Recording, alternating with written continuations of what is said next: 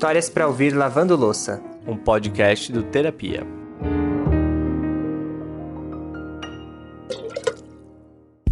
Eu quero saber se você tá com a buchinha e o lencinho preparado pro último episódio desse ano. Não é por nada não, mas eu ouso dizer que você vai precisar mais do lencinho do que da buchinha, viu? Eu queria te falar que o Lucas tá errado, mas hoje estamos naquele clima que só o final de ano traz pra gente, sabe? É verdade, Ale.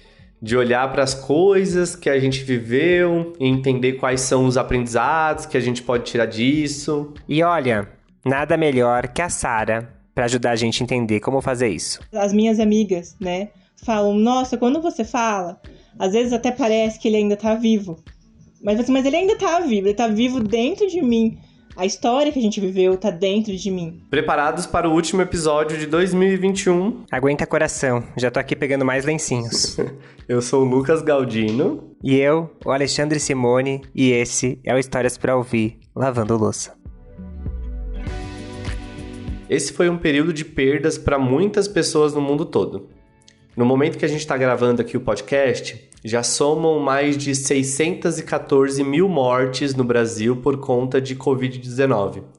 Se antes já era difícil para a gente lidar com o luto, nesses últimos 2 anos o desafio ficou ainda maior. Perder pessoas que a gente ama do dia pra noite, e em muitos casos sem nem poder nos despedir, é algo que nem nos nossos piores pesadelos a gente imaginou que viveria. Eu sei que você já deve estar cansado de ouvir notícias sobre isso, até porque eu mesmo já estou muito cansado.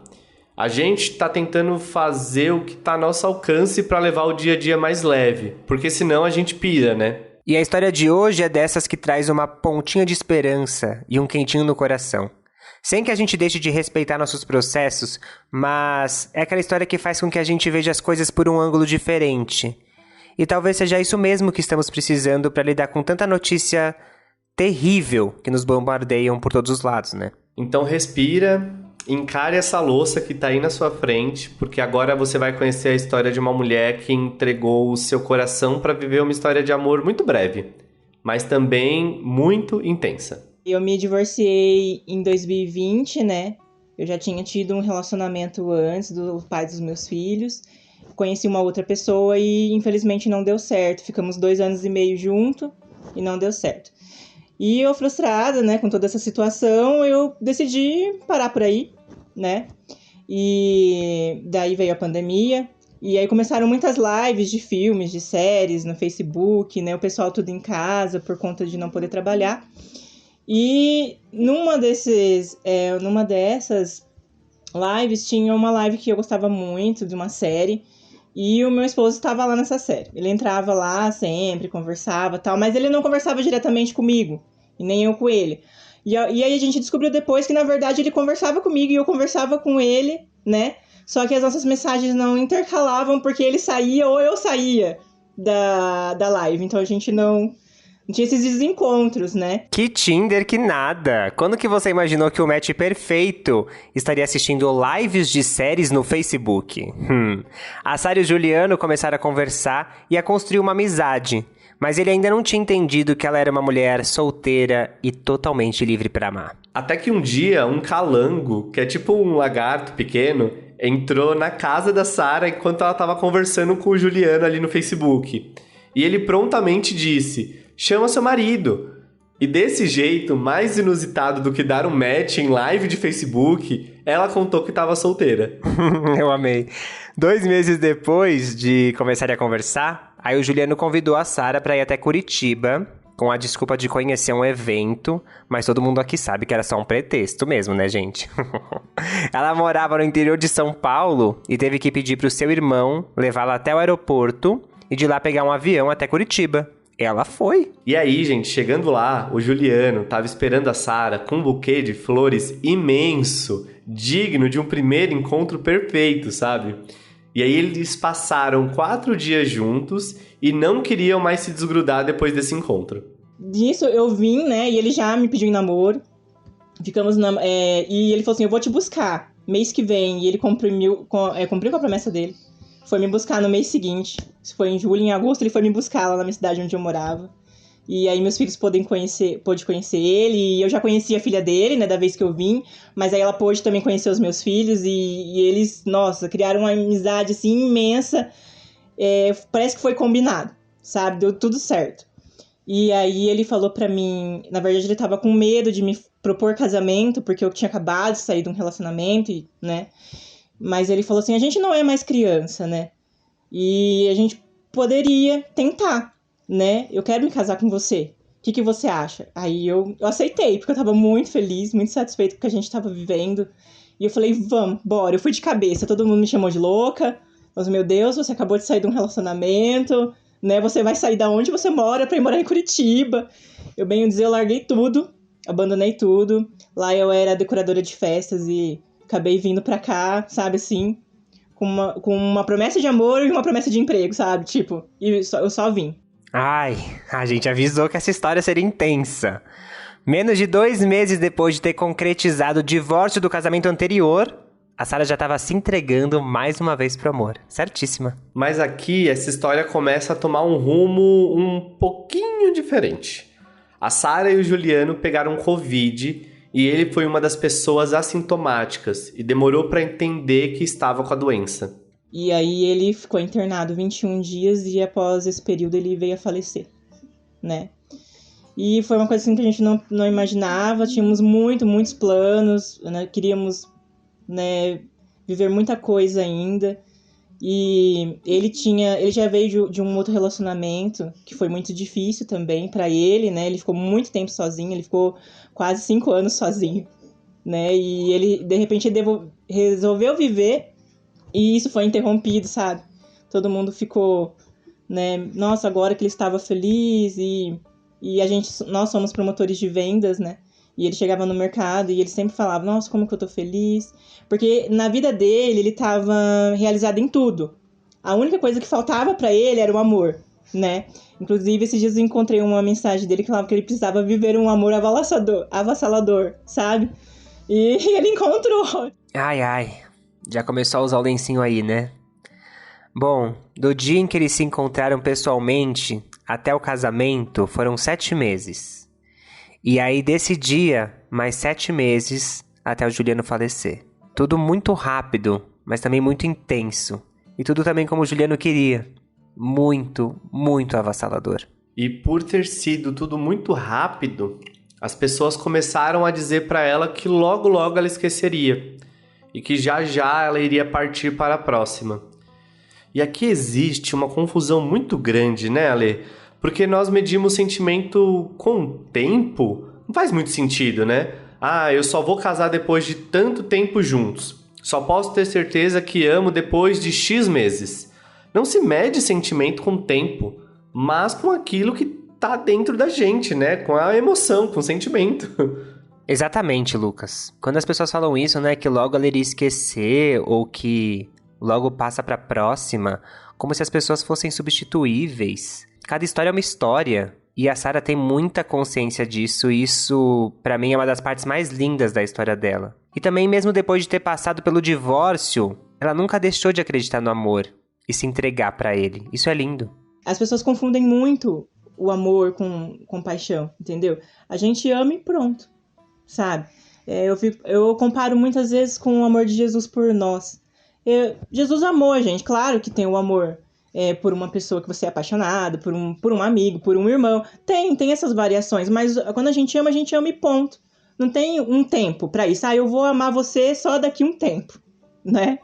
A gente só ama, entendeu? E que a gente também precisa entender que a gente precisa viver aquele momento, sabe? Claro, não ser inconsequente, mas viver, a gente tá do lado de uma pessoa e a gente dá o valor pro tempo, e não agregar o tempo como uma condição de que o amor acontece só naquele período de tempo. Durante aqueles 21 dias super angustiantes, enquanto ela esperava uma ligação do médico para saber como o Juliano estava, um dos grandes confortos que ela encontrou foram nos profissionais de saúde que cuidaram dele por todo esse período, né, que ele foi internado. E aqui vai o nosso muito obrigado a todos esses profissionais, que durante esse momento tão difícil que ainda a gente tá passando, tá? A gente não acabou. Esses profissionais conseguem encontrar forças para fazer mais do que é esperado, de cuidarem da saúde física e mental de todas as pessoas que estão envolvidas nesse processo, né? Tanto os pacientes, quanto os amigos e os familiares. É isso mesmo, Ale. Como é importante ter uma medicina humanizada. A gente sempre fala isso aqui no canal. Que é uma medicina que está atenta para detalhes que muitas vezes podem parecer bobos, né? Passar desapercebidos. Mas vão ficar para sempre guardados na memória da pessoa, como foi no caso da Sara. Quando o médico ligou para mim, falou para mim que não tinha mais jeito, né? Que agora sim era uma questão de tempo. Eu falei, meu Deus, ele tá lá sozinho. E aí eu pedi, né? Fui até lá no hospital e até demorou, mas autorizaram eu entrar, porque ele não transmitia mais. E eu cheguei lá e tinha uma... Sabe aquela mãozinha amiga que eles fazem com a luva? Vocês já viram? E eu fiquei tão feliz, porque eu falei assim, ele tá sentindo que tem alguém aqui, alguma coisa segurando a mão dele, tem alguém comigo. E eu fiquei muito feliz. E a enfermeira veio e falou pra mim, não, a gente faz porque, né, eles precisam sentir, né, que eles não estão sozinhos. E eu lembro de chegar lá, e ele tava com a sedação leve ainda, e ele chorou. E a enfermeira falou pra mim que ele tava me ouvindo. Eu mantive a fé até o último instante, por mais que o médico depois veio pra mim, pra minha sogra, porque eles permitiram visitas, né. E daí eles vieram pra gente falar, realmente não tem jeito, agora tá nas mãos de Deus. E eu não perdi a fé em nenhum momento. Eu falei assim, se Deus quiser, Ele vai fazer, né? Então eu fiquei na esperança até no último dia de me ligarem, sabe? Inclusive, acho que eu fui até confiante de chegar lá no hospital e não ser o que eu tava esperando, né? Eu mantive a fé até o último instante de que ele sairia daquela situação. A gente não acredita, né? Eu imagino que deve rolar um sentimento quase de revolta aí, né? Logo agora que eles tinham se encontrado e estavam no auge da vida e eram tão felizes, por que isso tinha que acontecer com ele, né? É claro que tudo isso passou pelo coração da Sara e viver o luto não foi nem um pouco fácil. Mas durante a nossa conversa com ela, ficou muito claro o quanto ela se sente privilegiada de ter vivido esse tempo, mesmo que curto, com uma pessoa tão especial. E isso também mostra toda a dificuldade que a gente tem de lidar com a morte, né? Por mais que essa seja a única certeza que temos na vida, ela ainda é um assunto muito pesado para a maioria das pessoas. Claro que sempre vai existir todo o processo de lidarmos com o luto, com a falta que as pessoas vão fazer no nosso dia a dia, e esses sentimentos devem ser vividos e respeitados. Mas me chamou muito a atenção a leveza com que a Sara lidou com todo esse processo. O que acontece, né, com o pós-luto é que a gente ama diferente, né? A gente guarda aquela pessoa no nosso coração e a gente aprende a entender o valor daquele momento que a gente viveu com ela. A gente passa a ter saudade. É um amor diferente, né? E eu nunca vou esquecer. Nunca vou esquecer o Juliano, que a gente viveu, tudo que a gente fez junto, todos os planos que a gente traçou, né? A diferença agora é que eu vou caminhar vou caminhar diferente, numa história diferente agora, né? Mas o amor tá aqui guardadinho, sempre vou lembrar dele. E talvez você possa estar se perguntando, ué, será que a Sara se arrependeu de tudo isso? Afinal de contas, ela mudou a vida inteira dela pra viver esse grande amor e, claro, depois viver uma dor, né? Hoje eu tenho a certeza absoluta de que eu não errei na minha decisão em nenhum minuto, sabe? Eu fui muito feliz com ele. Éramos muito companheiros, igual eu falei pra você, foi o nosso grande diferencial. E se eu pudesse voltar atrás, eu acho que eu faria de novo. Mesmo todo mundo falando, nossa, você é louca, você vai pra lá, você nem conhece ele, né? Como que vai ser lá? Vai que dá errado, você vai estar longe da gente, não vamos ter como te ajudar e tal. Mas eu tinha tanta certeza. Foi uma coisa, assim, diferente. Claro, eu já me apaixonei outras vezes, claro, já achei que amei várias vezes, sabe? Mas, assim, foi algo muito diferente, que eu não tenho nem como explicar. A única coisa que eu posso dizer é que eu tinha a certeza. E, gente, quando eu perguntei pra Sara qual foi o maior aprendizado que ela tirou desse relacionamento, a resposta já estava na ponta da língua. Que a gente não deve perder tempo, que a gente tem que dar valor a cada minuto, a cada pessoa que passa na nossa vida, independente se ela veio pra te ferir, porque ela vai te trazer um aprendizado, sabe? No auge do meu divórcio, eu tava totalmente ferida, achando que eu nunca mais ia encontrar um amor, entendeu? E eu encontrei, e eu pude viver. Eu me encontrei como mulher, sabe? Hoje eu faço uma faculdade, era um sonho meu. Então, assim, eu tirei muitos aproveitamentos desse momento que eu vivi com o Juliano. Mas o que mais pesa é que a gente deve dar valor. Dar valor a cada momento da nossa vida. Se tiver bom, eu agradeço. Se tiver ruim, eu agradeço também. Porque agora eu não entendo, mas daqui a um tempo eu vou entender. E mesmo que eu não entenda alguma coisa, eu vou aprender com aquilo. Ainda tem esperança. Porque eu encontrei esperança em tudo. Não só no amor que eu tive com o Juliano. Eu encontrei esperança nas pessoas que me acolheram. Então, assim, eu descobri muito mais que só o amor entre um homem e uma mulher, entendeu? Eu descobri o amor entre muitas pessoas. E dizer para as pessoas que elas vão ainda encontrar o amor delas, sabe? E que mesmo que elas não encontrarem, elas vão ser o próprio amor delas. Vou explicar rapidamente pra você como a gente constrói os episódios aqui no podcast. Eu e o Lucas temos uma conversa com a pessoa e depois a gente vem aqui e apresenta essa conversa pra vocês. E no dia que a gente foi gravar com a Sara, antes de entrar na chamada de vídeo, né, na ligação, eu e o Lucas a gente falou, bom, tá preparado? A história de hoje vai ser difícil. E a Sara contou com tanta leveza, quando ela fala que o amor ainda tá ali, parece que a gente sentiu isso. E eu fico pensando que a coisa mais importante que existe na nossa vida são as relações, né? E que bom que ela se permitiu viver essa relação. E todas as relações são importantes. A gente tá contando aqui hoje uma história de uma relação romântica, né? Mas quantas relações a gente viveu durante esse ano que marcam esse período? Esse ano, eu também perdi uma pessoa muito especial. Não foi pra Covid e também não era de uma paixão avassaladora. Mas é de um amor, assim, avassalador na minha vida. E logo que a Edenilde se foi, eu só conseguia pensar como eu vou fazer pra sentir esse amor de novo.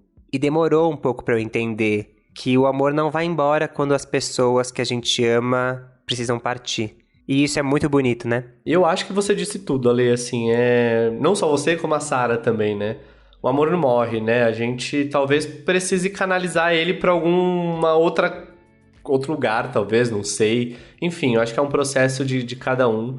Eu sei que não foram poucas pessoas que perderam pessoas próximas nesses últimos tempos, e cada um sabe lidar ou lida, né, com o luto de uma forma.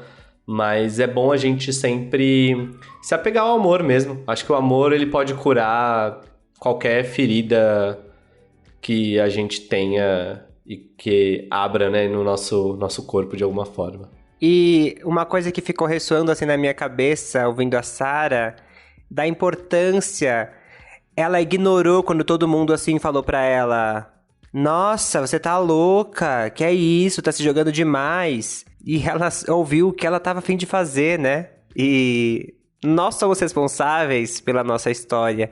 Que bom que a Sara não deu ouvido pras pessoas que tentaram impedir ela de viver essa história, né? Que a gente possa sempre seguir nosso coração. Deixa que digam, que pensem, que falem, né? Deixa isso pra lá. Ai, gente, desculpa, mas emoção à flor da pele hoje. Sei lá, o último episódio do ano, essa história também mexeu muito comigo.